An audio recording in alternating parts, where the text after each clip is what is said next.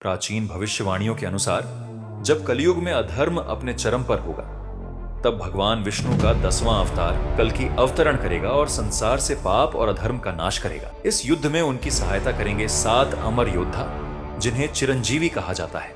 ये चिरंजीवी हैं हनुमान, परशुराम, विभीषण, कृपाचार्य, अश्वत्थामा, महाबली और महर्षि वेदव्यास।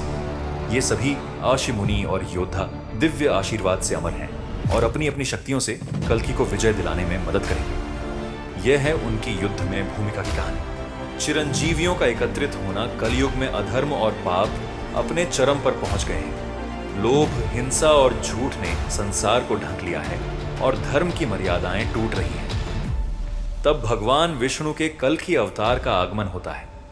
धर्म की रक्षा और अधर्म के नाश के लिए कल्कि युद्ध का आह्वान करते हैं। कल्कि जानते हैं कि इस महासम्मर को जीतने के लिए उन्हें अमर योद्धाओं की सहायता की आवश्यकता होगी। हनुमान। कल्कि के अग्रदूत हनुमान जी को कल्कि का संदेश पहले मिलता है और वे तुरंत उनके पास पहुंचते हैं। युद्ध में हनुमान कल्कि के लिए अग्रदूत बनते हैं।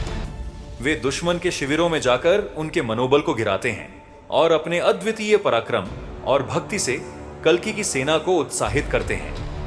उनका साहस और अमरता दुश्मनों में भय उत्पन्न करती है, जिससे वे विचलित हो जाते हैं। परशुराम। शस्त्र और प्रशिक्षण महाबली परशुराम, जो स्वयं भगवान विष्णु के अवतार माने जाते हैं, कल्कि को युद्ध के शास्त्रों और शस्त्रों का ज्ञान देते हैं। परशुराम युद्ध के सभी हथियारों में निपुण हैं और स्वयं युद्ध में भाग लेते हैं। दुश्मनों का संहार करते हैं और अपने पराक्रम से कल्कि की सेना को सशक्त बनाते हैं।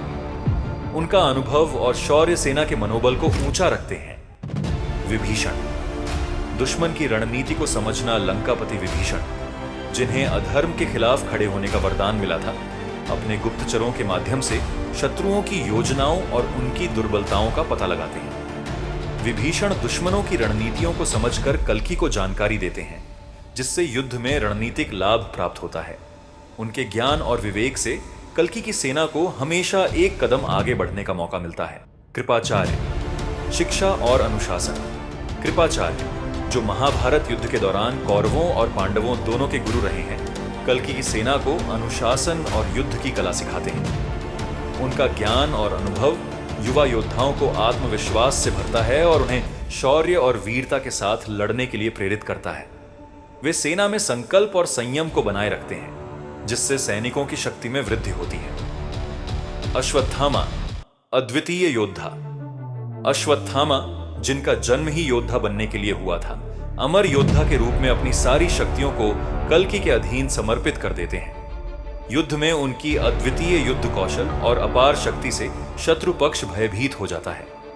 वे अपने दिव्य अस्त्रों का प्रयोग कर दुश्मनों का संहार करते हैं और कल्कि के विजय अभियान में सबसे प्रबल योद्धा बनकर उभरते हैं। महाबली। सहयोग और साहस महाबली, जो अपनी दानशीलता और धर्मप्रियता के लिए प्रसिद्ध है, अपने साम्राज्य और अनुयायियों के सहयोग से कल्कि की सेना को हर संभव संसाधन उपलब्ध कराते हैं। उनका साहस और विशाल हृदय सेना में उत्साह और धैर्य का संचार करता है। वे अपने अनुयायियों को युद्ध के लिए प्रेरित करते हैं और कल्कि के अभियान में अद्वितीय योगदान देते हैं।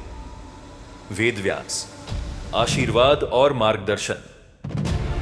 महर्षि वेदव्यास, जो वेदों के ज्ञाता हैं और महाभारत के रचयिता हैं, कल्कि को धर्म और नीति का मार्गदर्शन देते हैं। वे कल्कि को यह समझाते हैं कि सत्य और धर्म का पालन कैसे किया जाए, जिससे युद्ध का उद्देश्य सिर्फ विजय नहीं, बल्कि धर्म की स्थापना भी हो।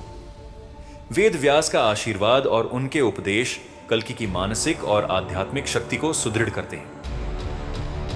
महासमर और अधर्म का अंत। इन 7 चिरंजीवियों की सहायता से कल्कि युद्ध में अपराजय हो जाते हैं। वे अपने शौर्य, धर्म और दिव्य आशीर्वाद से अधर्म का नाश करते हैं और संसार में धर्म की स्थापना करते हैं। चिरंजीवी अपनी भूमिका निभाकर एक बार फिर अपनी योग्यता सिद्ध करते हैं और पुनः अपनी तपस्या और साधना में लीन हो जाते हैं। इस प्रकार कल्कि अवतार और 7 चिरंजीवियों की इस अद्वितीय संगति से कलयुग का अंत होता है और एक नई युग की शुरुआत होती है, जहां सत्य और धर्म की विजय होती है।